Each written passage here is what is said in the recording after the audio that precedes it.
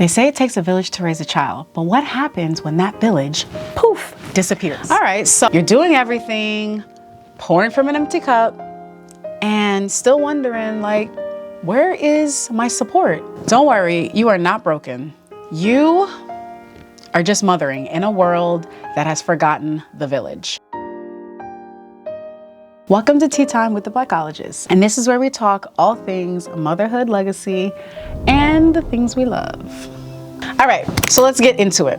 When I first became a mom, I realized nobody is coming. Nobody's coming to save you. Not like my mom, who had, people show up, bring food, do laundry, and just had a space that was held for her. That was not my experience, and I know I'm not alone. We are mothering in silos these days. Families are further away, friends are busier with their own chaos, and no one has a blueprint for how to build the community that we lost. The truth is, it takes an emotional toll on you. As a woman in modern day society, when you are expected to be the wife, the mother, the employee, the sister, community member, all the things. And that emotional toll is what I have seen documented in so many different ways online by moms who are now speaking up about it. So I wanted to talk today about that. So did you know that 74% of mothers with kids under 18 actually work? That's telling, isn't it? That most of us are working moms, which is another degree of stress. And don't worry, we're gonna have another tea time to talk about chronic stress and how to resolve that, but that's for another tea time. So why don't we have a village anymore? All right, let's be real. Most of us have either moved away from our families, the friends that we do have are stretched in with their own lives, and society, has become this me first, hustle culture, be strong and, no matter what. And that has led to why we don't have a village. We don't have front porch sit downs and Sunday family dinners. Y'all remember Sunday family dinners? When you were like younger? I'm talking about all of my millennials and older. The Sunday dinners used to be a thing. We don't have that anymore. We got DMs. We got DMs and group chats. That's what we have. And sometimes even those go quiet when you need someone. But here's the truth. If the village won't show up, we gotta go out and build it. And that's just what it is. All right, so how do you build a village? Let's talk about 7 people that you need in your village. Not 100 moms on a thread, but 7 roles that hold you. I think we need to define what a village is. The first villager is the helper. All right, so this is the person, this is the one that shows up physically for you. She drops off food, holds the baby so you can shower, folds laundry while you talk.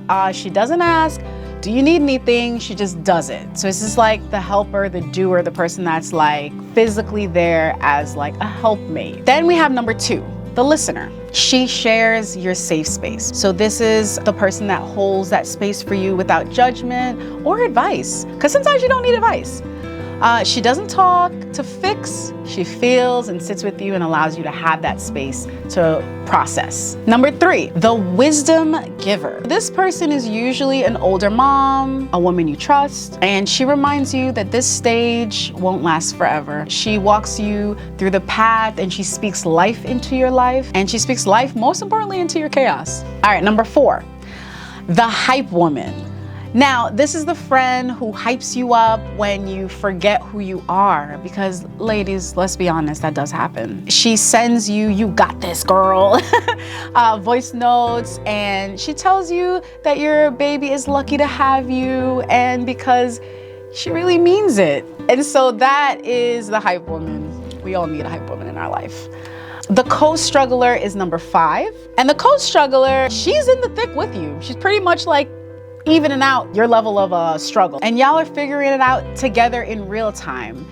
Potty training, no sleeping, the tantrums, the swap survival tips that you laugh about and cry about. This is usually the mom that has a child similar to an age of where your child is, and so that like really gives that relatability for the struggle that you're going through. Then we go to number 6, the partner. Now, for me, I think number 6 is probably one of the most important, if not the important, villager in your village, right? This is your spouse. This is your co-parent. This is even your best friend.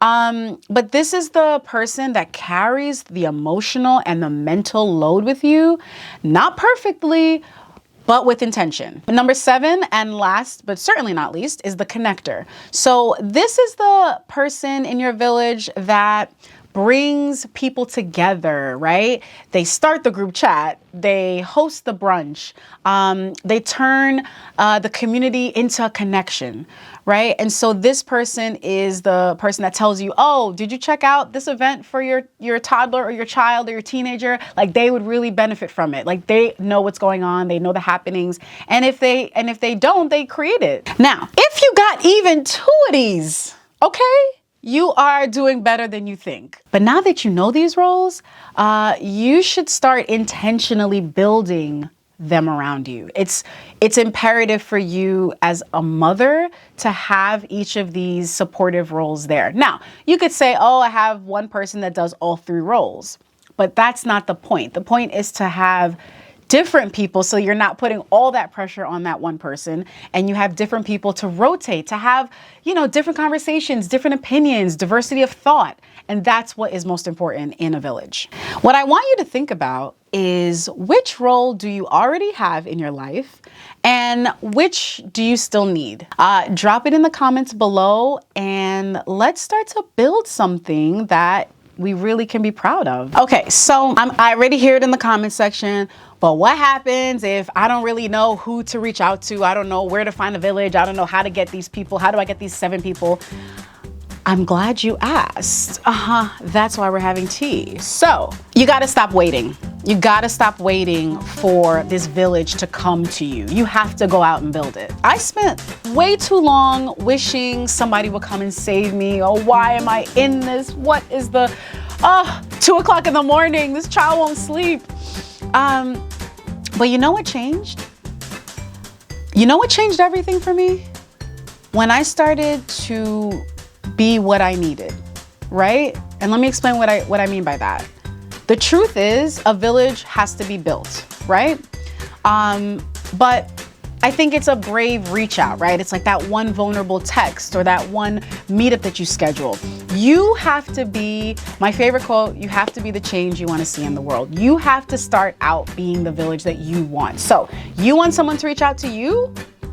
I'm sure you could find a way to reach out to somebody else on a text, right? You want someone to meet up with you, schedule a play date, do all the things. You have to start with the initiative with yourself, at least minimally, in order to get this going. Because if you want a village, the actual answer is you have to start by being a villager.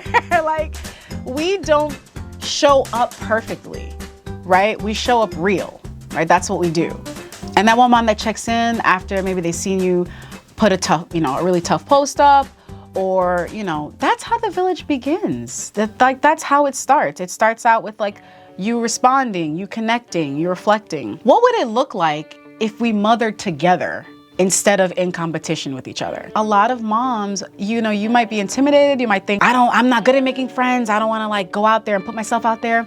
But there is a level of vulnerability in life, period, that has to happen in order for you to get to that next level. Many times it comes in the form of just being honest, this is where I'm at. My life is not perfect. No one's life is perfect. My kid doesn't sleep. They're not eating, they're picky. These are things that moms will relate to. They'll smile, they'll be like, mine isn't either, And I think that having that camaraderie, that connection, I think is what builds the community, it's what builds the relationship. I'll take it a step further. Where do we find mom friends? Now, let's stop pretending it's easy, because it is not. The question of where do you meet, and in my version, quality mom friends. If you have a child that's in grade school or you have a younger child, daycare. I've met some of the greatest mom friends from my daughter's daycare, okay? Usually it's the same kids that are in your class, in your child's class. Usually it's one, you and your child's playing with one particular child or a few of them, and you see the parent at pickup and you're like, oh, hey girl, and you kind of start those conversations and that camaraderie. And trust me, they are looking for mom friends just like you are. The next place is like a library where there's toddler time. Once again, I'm speaking because I have a toddler, so I'm going by those areas. So any like play dates that are pre-scheduled, if you have like a meetup group that you join, a mom's group that have like play dates those are great places to meet moms as well.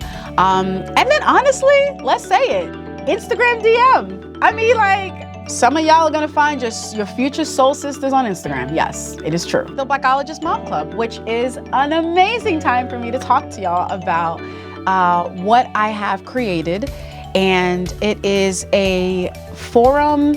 It's an opportunity without the algorithm, because sometimes you just want to be off of social media and you really just don't want to scroll through and have all that be dictated to you. Blackologist Mom Club is a free membership. You sign up, you join our forum, and we have amazing discussions and conversations, and you get to meet real moms. You get to connect and, you know, have an opportunity to say like, hey, I'm in this city, I'm in that city. We have virtual meetups, and eventually as we grow and continue, we're gonna have our first real, you know, IRL in real life meetups. And so I'm excited about all the things that are coming from that. So please make sure you guys register and sign up for membership for free. You get, we're adding amazing access to different tools and discounts. The upcoming Mama and Me keepsake journal, you get discounts too. So there's just a lot of great resources that we are putting together and working on right now. So definitely check that link out and sign up. I hope to see you guys over there. If you're looking for real moms, you know, real cool moms, if you're looking for your village, you just found it.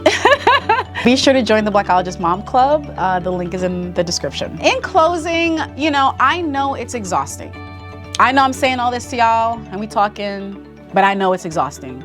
You have 1,000 things you have to do in a day, and it's like I'm telling you to do one more thing on that, which is like make friends, which is like, that is not that easy to do. And I know it's exhausting, but you have to remember that we are not meant to do motherhood alone. That was not the intention, that was not the design. Your stories, your love, it all matters. And the connections that you build, the legacy that comes with it, that's what your kids are gonna remember. That's what our kids are gonna remember about us. You know, what we give them, what we have. Pour a cup, write it down, show up, be the village you're looking for. All right, the village starts with you. I just want to say thank you to all my moms out there. If no one tells you thank you, thank you. The work that you do, they call it unpaid labor. It is, and it does not go unnoticed. We build the humans, the men and women of society, and without us, they don't exist. So always remember how incredibly powerful, how incredibly special, and how incredibly important you are to not only your children, but to society and to the world at large. I am the Blackologist signing off, reminding you always to be smart, be safe, and be well. Bye, Mom.